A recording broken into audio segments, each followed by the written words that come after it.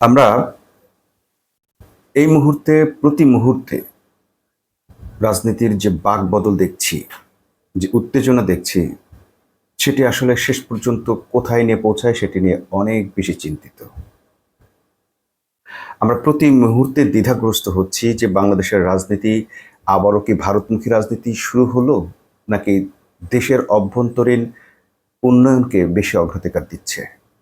বাংলাদেশের রাজনীতি কি আবারও সেই আওয়ামী ফ্যাসিবাদের দিকে চলে যাচ্ছে, নাকি বাংলাদেশের রাজনীতি একটি সুষ্ঠু গণতান্ত্রিক পদ্ধতির দিকে, গঠনতান্ত্রিক পদ্ধতির দিকে এগুচ্ছে। এই হতাশাগুলো, এই চিন্তাগুলো আমাদের মধ্যে কেন আসে? কারণ আমরা প্রতি মুহূর্তে দেখছি যে সব জায়গায় একটা ঝামেলা। এইটা নড়াচড়া করা লাগবে। আমরা দেখছি যে রাজনৈতিক প্রতিপক্ষ একে অপরের উপর কেউ শব্দ বোমা ছুঁড়ে মারছে, আর কেউ সরাসরি বোমা মারছে বা সরাসরি হামলা করছে। সরকারি দল তাদের পেশি শক্তি প্রয়োগ করে বিরোধী দলের যে কোনো সভা সমাবেশ, এমনকি সাধারণ মসজিদের একটি ইবাদতকেও তারা প্রশ্নবিদ্ধ করছে। তারা সেখানে গিয়ে মব সৃষ্টি করছে। আমরা দেখলাম নোয়াখালীর বা লক্ষ্মীপুরের, সম্ভবত লক্ষ্মীপুরের একটি মসজিদে, সেখানে অল্প বয়সী শিক্ষার্থীরা, ক্লাস 7, 8, 9, 10 শিক্ষার্থীরা রাত্রিকালীন এবাদতে মশগুল ছিল। নিজেদের জীবন গঠনের জন্য, দিনের পথে চলার জন্য কিছু নসিহামূলক উপদেশ বা নসিহামূলক কিছু বক্তব্য শোনার পর তারা রাত্রিকালীন যে এবাদতটি রয়েছে ইসলামী ছাত্র শিবিরের গঠনতন্ত্রে, যেটি একেবারেই প্রকাশ্য, যার মধ্যে গোপনীয়তা কিংবা খারাপ কোনো কিছুই আজ পর্যন্ত কেউ দেখাতে পারবে না, এইরকম একটি কর্মসূচি যেটি তাদের গঠনতন্ত্রে লেখা আছে এবং কর্মপদ্ধতি বইতে পর্যন্ত লেখা থাকে যে এই সভ্যদারির মাধ্যমে একজন শিক্ষার্থীর নৈতিক চরিত্র গঠন এবং স্রষ্টার সঙ্গে তার সম্পর্ক তৈরি করা হয়। মানুষকে সৃষ্টি করেছেন আল্লাহ, সে মানুষ যেন মহান আল্লাহর সঙ্গে তার সম্পর্ক রক্ষা করে চলে, এবং সে সম্পর্ক রক্ষার জন্য যে রাত্রিকালীন এবাদত আছে, যে রাত্রিকালীন এবাদতের জন্য মহান আল্লাহ তাআলা রাসূল সাল্লাল্লাহু আলাইহি সাল্লামকে বাধ্য করে দিয়েছিলেন, যে রাত্রিকালীন এবাদত মহান রাসূল সাল্লাল্লাহু আলাইহি সাল্লাম প্রতিদিন করতে বাধ্য ছিলেন, তার জন্য ফরজ করে দিয়েছিলেন মহান আল্লাহ তাআলা। কিন্তু সাধারণ মানুষের জন্য এটি কষ্টকর হবে বলে আল্লাহ সকলের জন্য প্রতি রাতে ইবাদত করাটা ফরজ করেনি, কিন্তু মাঝে মাঝে করাটা এক প্রকার বাধ্যবাধকতার কাছাকাছি বা ওয়াজিব বা সুন্নত পর্যায়ে রেখে দিয়েছেন। এর চেয়েও বড় কথা হচ্ছে এই রাত্রিকালীন ইবাদতকে অত্যন্ত মর্যাদাপূর্ণ করে বর্ণনা করা হয়েছে পবিত্র কোরআনে। পবিত্র কোরআনে রাসূল সাল্লাল্লাহু আলাইহি সাল্লামকে স্পষ্ট আল্লাহ বলে দিয়েছেন, আর রাতের কিছু অংশ আপনি আল্লাহর স্মরণে দণ্ডায়মান থাকেন, মানে তাহাজ্জুদ নামাজ পড়েন, যেটাকে আমরা তাহাজ্জুদ বলে থাকি। এইরকম একটি কর্মসূচিতেও বিএনপির লোকেরা গিয়ে বা যুব দলের লোকেরা গিয়ে, অর্থাৎ বিএনপি অঙ্গ সংগঠনের লোকেরা মিলে গিয়ে সেখানে ভিডিও করে এবং এক প্রকার সেই বাচ্চাদেরকে অপরাধী সাজিয়ে মোটামুটি তাদের বিনা অনুমতিতে ভিডিও ধারণ শুরু করে। পুলিশ ডেকে নিয়ে এসে একটা হেনস্থার পরিবেশ সৃষ্টি করে, ভীতিকর পরিবেশ সৃষ্টির চেষ্টা করে এই ছোট ছোট বাচ্চাদের মাঝে, যেখানে তারা ভালো কিছু শেখার জন্য অনুপ্রাণিত হয়ে এসছে। মহান আল্লাহর সান্নিধ্যে কিভাবে পৌঁছানো যায়, মহান আল্লাহর সান্নিধ্য নৈকট্য কিভাবে পাওয়া যায়, সেই প্রশিক্ষণ নিতে এসেছে। সেই জায়গাটাকে, সেই কার্যক্রমকে, কর্মসূচিকেও প্রশ্নবিদ্ধ করে ফেলেছে। এসব কর্মসূচির মধ্য দিয়ে শিবির একজন ছেলেকে, একজন ছাত্রকে নৈতিকভাবে এতটা উন্নত করেন যে সে বাংলাদেশের বা সমাজের অন্য সব মানুষের চেয়ে, ছাত্রের চেয়ে একটু আলাদা হয়ে যায়। সে সিগারেট খায় না, সে নারী হেনস্থা করে না, সে ধর্ষণ করে না, সে কারো উপরে জুলুম করে না। আর এই প্রশিক্ষণের মাধ্যমেই এই নৈতিকভাবে এই ছাত্রদেরকে গড়ে তোলা হয়। সেই কার্যক্রমটিতেও তারা বাধা দিচ্ছে। এটি শেখ হাসিনার আমলে শুরু হয়েছে। আমরা শেখ হাসিনার আমলে এগুলো দেখেছি অহরহ ঘটছে, এখন বিএনপির আমলে এগুলো অহরহ ঘটছে। এর আগে যখন এই ধরনের কোনো ঘটনা ঘটতো, খোদ খালেদা জিয়া এর প্রতিবাদ করতেন, বিএনপির অনেক নেতারা এটা প্রতিবাদ করতেন, কিন্তু এখন ঠিক বিএনপির নেতারাই এগুলো করছেন। এই যে সরকারি দল হওয়ার গরমে তারা যে পৌঁছে গেলেন একটা চরমে, এরকম একটা পরিস্থিতি তারা তৈরি করে ফেলেছেন, এটা আসলে সরকারি দলের জন্য শুভকর নয়। ওই যে মসজিদের সামান্য একটা কর্মসূচি, সভ্যদারি কর্মসূচি বা রাত্রিকালীন এবাদত কর্মসূচিতে বাধা দেওয়াটাও যেমন তাদের একটা কর্মসূচিতে পরিণত হয়েছে সরকারি দলের, ঠিক অনুরূপভাবে আমরা দেখলাম কুষ্টিয়াতে একজন এমপির গাড়ি বহরে সরাসরি পুলিশের সামনে হামলা করতে তারা দ্বিধাবোধ করেনি। তার গাড়ি ভাঙচুর করে তাকে হত্যার সমস্ত চেষ্টাই তারা করেছে। হত্যাকারীদের মধ্য থেকে কয়েকজনকে চিহ্নিত করা গেছে, বাকিদের ফুটেজ আছে, সরকার চাইলে তাদেরকে কিন্তু গ্রেপ্তার করতে পারে। তারা ভেবেছিল এইভাবে ভয়ভীতি দেখিয়ে এমপি আমির হামজাকে কুষ্টিয়া থেকে সরিয়ে দেবে এবং সেখানে জামাতের রাজনীতি বন্ধ করে দেবে, বিরোধী দলের রাজনীতি শেষ করে দেবে। আমরা এর আগেও দেখেছি এই কুষ্টিয়াতেই আমির হামজার সাথে একসঙ্গে কাঁধে কাঁধ মিলিয়ে যারা ন্যায়ের পক্ষে চাঁদাবাজির বিরুদ্ধে কাজ করেছেন, এরকম প্রশাসনকে রাতারাতি বদলে দেওয়া হয়েছে, তাদেরকে ট্রান্সফার করে দেওয়া হয়েছে, সে ডিসিকে পর্যন্ত, ডিসি ইকবালকে সরিয়ে দেওয়া হয়েছে। শুধু তার অপরাধ ছিল এটাই যে সেও ন্যায়ের পক্ষে কথা বলেছিল, ন্যায়ের পক্ষে অবস্থান নিয়েছিল, চাঁদাবাজদের বিরুদ্ধে সে জিরো টলারেন্স ঘোষণা করেছিল। আর এখন রাষ্ট্রীয় পৃষ্ঠপোষকতায় চাঁদাবাজি চলার ব্যবস্থা করে দিয়েছে সরকার। ওই প্রশাসনকে সরিয়ে দেওয়ার পর বিএনপির একজন এমপি, বিএনপির একজন নেতা সরাসরি বলেছে যে অমুককে সরিয়ে দিয়েছি, এখন তোমরা বালু মহাল বলো আর যাই কিছু বলো, চাঁদাবাজি বলো, তার মানে তোমরা এগুলো এখন নির্বিঘ্নে করতে পারো।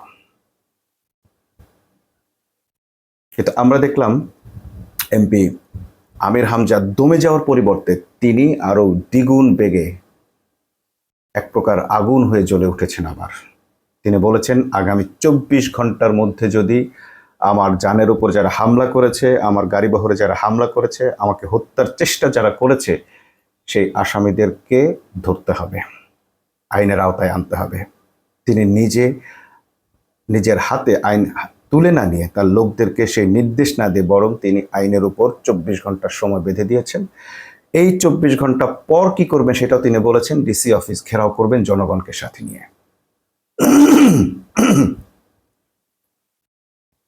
যেখানে একজন জনপ্রতিনিধি তার জীবনের শঙ্কা নিয়ে চলতে হয়, তার জীবনের কোনো নিরাপত্তা নেই, সেইখানে প্রশাসন আসলে কার দিকে তাকিয়ে থাকে সেটা আমাদের বুঝতে বাকি নেই। এবং আমরা আশা করছি যে সরকার 24 ঘন্টার মধ্যে অপরাধীদের গ্রেপ্তার করতে সমর্থ হবেন। যদি না হন তাহলে জনগণ সেখানে এই আইন ও প্রশাসনকে ঠিক পথে পরিচালিত করার জন্য যা যা করার সেটা তারা করবে। এমপি আমির হামজা যেটা বলেছেন যে যদি 24 ঘন্টার মধ্যে আসামিদের ধরা না হয় তাহলে সেখানে ডিসি অফিস ঘেরাও করে অবস্থান করবেন এবং সেই অবস্থান চলবে গ্রেপ্তারের আগ পর্যন্ত, এবং সেটাই হবে এরকম একটি আভাস আমরা পাচ্ছি। তো সরকার যখন এই ধরনের একের পর এক একটু বন্ধ কর, এখানে থাক, মশার মধ্যে ঢুকিস কেন, মশা আছে। সরকার এই পরিস্থিতি সামাল দেওয়ার জন্য আবার নতুন একটা নাটক শুরু করেছে। সেই নাটকটা হচ্ছে সরকারের আজ্ঞাবহ বা সরকারের সহযোগী আরেকটি সংগঠন গণ অধিকার পরিষদ, এর পক্ষ থেকেও একই দাবি করা হয়েছে 24 ঘন্টার মধ্যে যেন তাদের উপর যারা হামলা করেছে তাদেরকে গ্রেপ্তার করা হয়। এই আওয়ামী খেলাগুলো আমরা এই নতুন বাংলাদেশে আর দেখতে চাইছিলাম না, কিন্তু আবার আমাদেরকে সেই দিকে হাঁটতে হচ্ছে, কারণ প্রশাসন, আমলাতন্ত্র এগুলো আসলে একই প্যাটার্নে রয়ে গেছে এবং ক্ষমতায় যে আসে, যে যায় লঙ্কায় সেই হয় রাবণ, ক্ষমতায় যে আসে সেই আসলে আওয়ামী লীগ হয়ে ওঠে। যার উপর হামলা করা হলো আবার তার বিরুদ্ধে মামলা দেওয়া হচ্ছে, আবার মিডিয়া শো করে তাকেই আসামি বানানো হচ্ছে। ঠিক যে কাজগুলো এতদিন আওয়ামী লীগ করেছে হুবহু সেই পথে এখন বিএনপি হাঁটছে। শুধু কি কুষ্টিয়া, শুধু কি নোয়াখালী বা লক্ষ্মীপুর না, খোদ ঢাকা বিশ্ববিদ্যালয়ে, ঢাকায় এবং ঢাকা বিশ্ববিদ্যালয়ে আমরা দেখছি একই অরাজকতা চলছে। সেখানে সাধারণ শিক্ষার্থীরা গিয়েছিল, প্রভোস্টের একটা হলের প্রভোস্টের রুমে তাকে ডেকে নিয়ে যাওয়া হয় এবং ডেকে নিয়ে তাকে রীতিমতো সেখানে মানসিক এবং নানাভাবে তাকে টর্চার করা হয়। তাকে বিভিন্ন ধরনের কথা বলে তার উপর টর্চার চালানো হয়, তাকে ভয়ভীতি দেখানো হয়, তার পরিবারকে ভয়ভীতি দেখানো হয়। এবং খোদ প্রভোস্টের উপস্থিতিতে এই ধরনের ঘটনা ঘটে, প্রভোস্টের রুমে এই ধরনের ঘটনা ঘটে। এরপর শিক্ষার্থীরা যখন অভিযোগ করলো, তখন প্রভোস্টটা অস্বীকার করলেন। তখন প্রভোস্টের কাছে সেই প্রমাণ মানে ভিডিওটা চাওয়া হলো, যে তার রুমে যেহেতু সিসিটিভি ছিল, সেই সিসিটিভি ফুটেজ দেওয়া হোক। তিনি সেটা দিতেও অস্বীকার জানালেন। অতঃপর আমরা দেখলাম রাতভর ঢাকা বিশ্ববিদ্যালয়ে এটা নিয়ে উত্তেজনা চলল প্রভোস্টের বিরুদ্ধে, প্রভোস্টের পদত্যাগের জন্য। অর্থাৎ সরকার কোনো অবস্থাতেই দেশের পরিস্থিতি শান্ত থাকুক, একটা সুশৃঙ্খল সুন্দর নিয়মের মধ্যে দিয়ে যাক, সেটি চাচ্ছে না। সরকারের প্রত্যেকটা আচরণে মনে হচ্ছে সরকার অস্থির হয়ে গেছে ভোগ করার জন্য, সরকার অস্থির হয়ে গেছে মানুষের উপর নিষ্পেষণ চালানোর জন্য, সরকার অস্থির হয়ে গেছে বিরোধী দলকে এই মুহূর্তে ভ্যানিশ করে দেওয়ার জন্য। একটি বিরোধী দলহীন বা প্রতিবাদহীন একটা বাংলাদেশ তারা চায়। তারা নির্বিঘ্নে যেন বছরের পর বছর ক্ষমতায় থাকতে চায়। ঠিক যেই চেষ্টাটা ছিল আওয়ামী লীগের মধ্যে, একজন স্বৈরাচারের মধ্যে যে ধরনের আচরণ পাওয়া যায়, ঠিক সেই আচরণগুলো এখন সরকার এই বাংলাদেশে করছে। সরকারকে এখনই সতর্ক হতে হবে।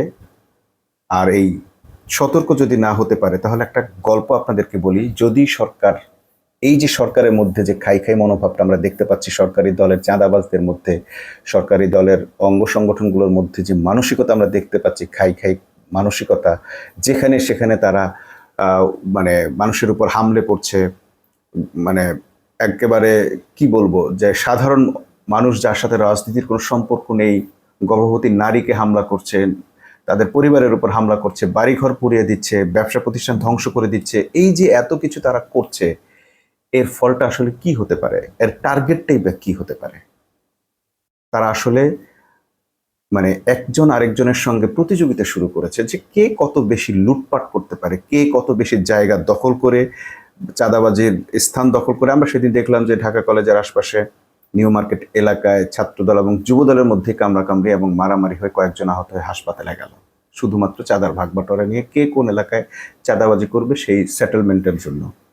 এই যে কম্পিটিশন, এই কম্পিটিশনটা যে আসলে শেষ পর্যন্ত তাদেরকে ক্ষতির দিকে নিয়ে যাচ্ছে বা পতনের দিকে নিয়ে যাচ্ছে, সেটা তারা বুঝতে পারে না। যদি তাদের মধ্যে মিনিমাম শিক্ষার ছিটে ফোটা থাকতো, তাহলে তারা এই কাজগুলো করতো না। কারণ অতীত থেকে তারা যদি এই শিক্ষাটা নিত যে এইভাবে জুলুম নির্যাতন করে, মারামারি কামড়াকামড়ি করে কখনোই আসলে টিকে থাকা যায় না, তাহলে তারা সে শিক্ষাটা নিয়ে ভালো হয়ে চলতো। তারাও হয়তো মসজিদে গিয়ে সব্বেদারি করতো, রাত্রিকালীন ইবাদত করতো, আল্লাহর কাছ থেকে আল্লাহর নৈকট্য লাভের চেষ্টা করত, একটি শুদ্ধ পরিশুদ্ধ রাজনীতি চর্চা করত। একটা গল্প বলি, যে গল্পটা আসলে বলতে চেয়েছিলাম। এইরকম ব্যক্তি যারা আছে, যারা আসলে লোভের বশবর্তী হয়ে আরো অতিরিক্ত মানে প্রতিনিয়ত অতিরঞ্জিত লোভের বশবর্তী হয়ে আরো বেশি চেষ্টা করেন, তাদের জন্য এরকম ক্ষতির কিছু উদাহরণ আমরা আমাদের ছোটবেলার গল্পগুলোতেই পেয়েছি। আপনাদের হয়তো মনে আছে, রাশিয়ান একজন লেখক ছিলেন লিও তলস্তয়, তার নাম অনেকেই শুনে থাকবেন। তার একটা ছোট গল্প আছে, গল্পটার নাম হচ্ছে how much land does a man need. একজন মানুষের কতটুকু জমির প্রয়োজন। আমার ধারণা এই শিরোনামটা বলা মাত্রই অনেকেই গল্পটা বুঝে গেছেন আসলে গল্পটা কি। গল্পটা আমি একটু খুলে বলি। দুই বোন, গল্পটা শুরু হচ্ছে দুই বোনকে নিয়ে। দুই বোন তাদের হাজবেন্ডকে নিয়ে তাদের জীবনযাপন নিয়ে আলোচনা করছিল। বড় বোন একটু বিলাসিতা প্রিয় এবং তার হাজবেন্ড বেশ সচ্ছল, তো ধনী। আর ছোট বোনের হাজবেন্ড দরিদ্র। তো দুজনের হাজবেন্ডকে নিয়ে, পরিবারকে নিয়ে, দাম্পত্য জীবন নিয়ে বেশ সুখে আছে। বড়জন বলছে না, এভাবে কি হয়, একটু এভাবে না থাকতে পারলে, একটু বিলাসিতা ছাড়া কি আসলে জীবন চলে? আর ছোট বোন বলছে যে যেভাবে আছি এই বেশ আছি, আমাদের কোনো বিলাসিতার প্রয়োজন নেই, আমরা দুজনে বেশ সুখে আছি। এই অল্পের মধ্যেই আল্লাহ আমাদের বা স্রষ্টা আমাদের যেভাবে রেখেছেন, ঈশ্বর আমাদেরকে যেভাবে রেখেছেন, আমরা ভালো আছি। তো এই আলাপের মধ্যে, এই আলাপটুকু শুনে ফেলে ছোট বোনের হাজবেন্ড। স্বামী যখন শুনে ফেলে, তখন তার মধ্যেও মনে হয় যে আসলেও তো আরো কিছু ধন সম্পদ হলে তো মনে হয় আরেকটু ভালো থাকতাম। তো তখন সে যেহেতু কৃষিকাজ করে, জমিতে কাজ করে, তার নিজের আরেকটু জমি বাড়াবার সে চেষ্টা করে এবং সে খুব সহজেই প্রায় 40 একর জমি পেয়ে যায়। এবং পাওয়ার পর সে বেশ কিছুদিন ফুর্তিতে থাকে। পাওয়ার পর এরপর আবার তার মনে হয় যে জমি যদি আরেকটু বাড়তো তাহলে মনে হয় আরো ভালো থাকতে পারতাম। তো এরপরে সে যেটা করে সেটা হলো যে সে আরো কিছু জমি নেওয়ার জন্য আহ, চেষ্টা চালায়। তার যা জিনিসপত্র ছিল বা সম্পদ টম্পদ ছিল মোটামুটি সেগুলোকে বিক্রি টিক্রি করে আরেকটা জায়গায় গিয়ে সে সম্পদ কেনার চেষ্টা করে এবং সে কিনেও ফেলে। তো এরপরে যেটা হয় যে এটা কেনার পরও মানে তার আসলে মনের ক্ষেত তখনও মিটছে না। সে ভাবছে যে হ্যাঁ, এত জমি তো পেয়েছি, কিন্তু এগুলো তো লিজ নেওয়া জমি। আহ, আসলে যদি এইসব জমির মালিক আমি হতে পারতাম তাহলে আমি মনে হয় আরো বেশি ভালো থাকতে পারতাম, আরো বেশি স্বাচ্ছন্দ্যে থাকতে পারতাম। তখন সে যেটা করে সেটা হলো যে সে এটার মালিক হওয়ার চেষ্টা করে এবং শেষ পর্যন্ত সে আরো বেশ কিছু জমির মালিকও হয়। একটা সহজ শর্তে কেনার সুযোগ পেয়ে সেটা কিনে ফেলে। কেনার পর যেটা হয় যে সে তখন এই যে বিশাল তার জমি, সেখানে সে কৃষিকাজ করে, সেখানে আবার গরু ছাগল ঢোকে, নানাভাবে উৎপাতের শিকার হয়। এত বড় জায়গা সে মানে ঘেরা দিয়েও রাখতে পারছে না। তখন সে কি করে, গ্রামের মানুষের সঙ্গে তার একটা ঝগড়া বিবাদ লেগে যায়, কারো গরু ছাগল আটকায়, পশু পাখিদের মানে এই যে তাদের জিনিসপত্র যে তাদের তছরূপ করছে এই যার জন্য তাদের বিরুদ্ধে মামলা দিতে শুরু করে এবং গ্রামবাসী তার উপর অনেকটাই ক্ষিপ্ত হয়ে যায়, মানে অতিষ্ঠ হয়ে ওঠে। এই ধীরে ধীরে তার সঙ্গে মানুষের দূরত্ব বাড়তে থাকে। মানুষ তখন তার, যেহেতু আগে এই জায়গাগুলোতে কেউ ছিল না, তখন সে এখানে তারা এখানে গরু চড়াতে পারতো, বিভিন্ন পশু পালন করতে পারতো। এখন এই জায়গাগুলোর মালিক হওয়াতে, আরেকজন মালিক হওয়াতে তারা সেই সুযোগ থেকে বঞ্চিত হচ্ছে। এইভাবে তার সঙ্গে গ্রামের মানুষের একটা দূরত্ব সৃষ্টি হয়। এরপর সে যেটা করে যে সে জানতে পারে যে এর চেয়েও কম দামে আরেক জায়গায় জমি পাওয়া যায় এবং সেখানকার জমিগুলো আরো বেশি উর্বর, আরো বেশি শস্য সে উৎপাদন করবে এবং আরো বেশি ধনী সে হতে পারবে। তখন সেই জায়গায় চলে যায় এবং গিয়ে জানে যে ওখানকার মানুষ একটু বোকাশোকা সহজ সরল, তাদেরকে কিছু উপহার উপঢৌকন দিলে তারা তার বিনিময়ে খুশি হয়ে হাজার হাজার একর জমি দিয়ে দেয়। তো এই লোভটা যখন তার মধ্যে ঢুকে সে সেখানে যায়, গিয়ে কিছু উপহার উপঢৌকন নিয়ে যায়। গিয়ে তখন ওরাও খুশি হয়ে বলে যে ঠিক আছে, তোমার উপর আমরা খুবই খুশি, তো তুমি কতটুকু জমি চাও নিয়ে নাও, এখন থেকে শুরু করো। এখন এই যেখান থেকে তুমি স্টার্ট করবা সেখান থেকে যত দূর পর্যন্ত তুমি যেতে পারবা এবং যতটুকু জমি তুমি ঘেরা দিয়ে আবার ফিরে আসতে পারবা অতটুকু জমি তোমাকে আমি দিয়ে দিব, তোমাকে আমরা দিয়ে দিব। তো সে তো খুব খুশি যে যত দূর হেঁটে যেতে পারবে। তো সে হাঁটতে হাঁটতে যেতেই থাকে যেতেই থাকে। সে ভাবে যে আরে সামনে তো আরেকটু ভালো জমি আছে, আরো আরো উর্বর জমি আছে, আমি আরেকটু যাই। যেতে যেতে একটা পর্যায়ে সে টের পায় সে এত দূর চলে আসছে যে সে আর সূর্যাস্তের পূর্বে আর ফিরতে পারবে না।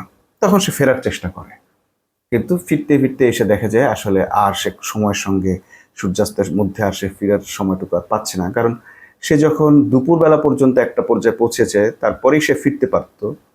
ফিরলে যে যতটুকু সময় লেগেছে যেতে, আবার ফিরতে ততটুকু সময় লাগতো, সে হয়তো ফিরে আসতে পারতো। কিন্তু সে সেটা না করে আরো বেশি জমির লোভে আরো সামনে যেতে থাকে এবং ফেরার পথে সে তখন এতটা এক্সাইটেড থাকে যে না, আমাকে তো ফিরতেই হবে, তা না হলে তো আমি সেই 1,000 রুবলের বিনিময়ে যে জমিটা পাচ্ছি সেটাও আমি হারাবো। তখন সে দৌড়াতে থাকে, দৌড়াতে দৌড়াতে দৌড়াতে দৌড়াতে এসে শেষ পর্যন্ত সে যেই পয়েন্ট থেকে শুরু করেছিল, সর্দার যেখানে তার টুপিটা রেখে দিয়েছিল সেই সীমানাটা এসে ছোঁয়। কিন্তু ছোঁয়ার সঙ্গে সঙ্গে সে যে এতক্ষণ দৌড়ে আসছে, এত অক্লান্ত পরিশ্রম করে এসছে, তার কারণে সে তার মুখ দিয়ে রক্ত বের হয়ে সে আসলে সেখানে তখনই মারা যায়। এত জমি যে শেষ পর্যন্ত সে আর ভোগ করে যেতে পারে না। তখন তার যে চাকর ছিল সে চাকর তাকে ওইখানেই আহ, একটা কবর খুঁড়ে, 6 ফিট একটা কবর করে সেখানে তাকে শায়িত করে আর বলে যে আসলে তোমার জমি আসলে এইটুকুই দরকার ছিল, এত একর জমি বা এত শত শত জমি তোমার আসলে প্রয়োজন ছিল না। তো ছোটবেলায় এই গল্পটি আমাদেরকে আমরা পড়ার সুযোগ পেয়েছি। তো এই গল্পগুলোর মধ্য দিয়ে যে মেসেজগুলো দেওয়া হয় সেটা হচ্ছে আসলে বেশি লোভ করতে হয় না, মানুষের যতটুকু প্রয়োজন ততটুকু নিয়ে সন্তুষ্ট থাকতে হয়। কিন্তু আমরা দেখছি যখনই কোনো দল সরকারি ক্ষমতায় আসে তখন তারা এক ধরনের সম্পদ অর্জনের প্রতিযোগিতায় নেমে যায়। আমরা এমনও শুনেছি যে এমন এমন গত টার্মে যারা সরকারে ছিল তাদের কারো 700, কারো 1200, কারো 1100 বাড়ি ঘর দোকানপাট বিদেশেই আছে। হাজার হাজার কোটি টাকা তারা পাচার করছে। একজন ড্রাইভার 500 থেকে 500 কোটি, 1000 কোটি টাকা পর্যন্ত তার সম্পদের খতিয়ান আছে।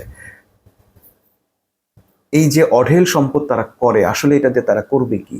আসলে এগুলো তারা তাদের জীবদ্দশায় এগুলো ভোগ করে কখনোই যেতে পারে না, শুধু তাদের লোভের কারণে, অতি লোভের কারণে তারা তাদের এই সর্বনাশ ডেকে নিয়ে আসে।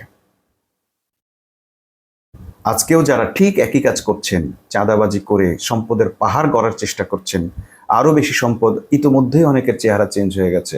কেউ বাইসাইকেল ছেড়ে পাজেরো গাড়ি হাঁকাচ্ছেন, যার কোনো বাড়ি ঘর ছিল না, দুবেলা খাবারের সংযোগ ছিল না, ধান খেতে ঘুমাতেন, তিনি এখন গাড়ি নিয়ে ঘুরছেন, অট্টালিকা গড়ছেন, অনেক ধরনের সম্পদ তারা গড়ে ফেলেছেন। এরপরও তারা থামছেন না। তার আরো বেশি সম্পদ, আরো বেশি চাঁদাবাজি করার জন্য, আরো বেশি দুর্নীতি করার জন্য সমস্ত পরিবেশ পরিস্থিতি এমনভাবে সৃষ্টি করতে চান যে তাদেরকে বিরোধিতা করার মতো যেন আর কেউ না থাকে। যারাই বিরোধিতা করবে তাদেরকে নানান অজুহাতে হামলা করে, হত্যা করে শেষ করে দেওয়া হবে। এবং তারা এটাও বলে যে এরকম 2-3টা মার্ডার করলে আমরা এগুলো সামাল দিতে পারবো। অর্থাৎ টাকার কাছে তারা নিজেরা যেমন বন্দী হয়ে গেছেন, ঠিক তেমনি টাকা দিয়ে তারা অন্য কাউকে কিনে ফেলারও সেই সিস্টেম তারা বের করে ফেলেছেন। এমনটি চলতে থাকলে ঠিক ওই কৃষকের মতো অবস্থা হবে, ওই লোকটির মতো অবস্থা হবে যে একটা পর্যায়ে আপনি এখন দৌড়াচ্ছেন, ভাবছেন যে ক্ষমতা তো 5 বছর, দৌড়াতে থাকি যত দূর পারি আকাম কুকাম করে মানুষের উপর নির্যাতন নিপীড়ন করে যত ইচ্ছা সম্পদ জমা করে নেই, শেষে ভালো হয়ে যাব। কিন্তু না, আপনি হয়তো শেষে আর সে ফেরার পথ পাবেন না। এই ফেরার পথ পাবেন এই আশা করে আপনারা এত জোরে দৌড়ে যাচ্ছেন, এত দূর পৌঁছে যাচ্ছেন, আপনারা কিন্তু আর ফেরার পথ পাবেন না। এই সংখ্যাটুকু যদি আপনাদের মধ্যে থাকে, এই ভয়টা যদি আপনারা পান, তাহলে একটু মানুষ হন, একটু ভালো হয়ে চলেন, এই সমাজ ব্যবস্থাকে সুন্দর রাখুন, সকলকে সহাবস্থানের সুযোগ দিন। নয়তো মনে রাখবেন, প্রকৃতি কিন্তু কখনোই অনিয়ম করে না। প্রকৃতি যে অনিয়মটা আমরা দেখতে পাই সেটাও একটা নিয়মের মধ্য দিয়ে চলে। অনিয়মের প্রতিশোধ হিসেবেই ওই নিয়মটা তারা ভাঙে। অতএব প্রকৃতি তার অবশ্যই প্রতিশোধটা নিবে। আজকে আপনারা বিরোধী দলের উপর, অন্য রাজনৈতিক দলের উপর যে ধরনের নির্যাতন, নিষ্পেষণ বা ব্লেম গেম করেন, থানায় মামলা টামলা হামলা যাই কিছু দেন, শেষ পর্যন্ত কিন্তু জনগণ টিকে থাকে। এই যাদের বিরুদ্ধে আজকে আপনারা এত কিছু করছেন, সে জামাত ইসলামী, যাকে প্রতিমন্ত্রী নুরুল হক নূর বলেছে যে আবারও চিরস্থায়ী আজীবনের জন্য গুপ্ত থাকার ব্যবস্থা করে দিবে, এই গুপ্তরাই কিন্তু শেখ হাসিনার পতন ঘটিয়েছে, ফ্যাসিবাদের পতন ঘটিয়েছে। অতএব তাদেরকে গুপ্ত করে দিলে আপনাদের ক্ষমতা যে চিরস্থায়ী হবে, তাদেরকে আজীবন গুপ্ত রাখার ব্যবস্থা করলে যে আপনারা আজীবন ক্ষমতায় থাকবেন, সেই স্বপ্ন দয়া করে দেখা ভুলে যান।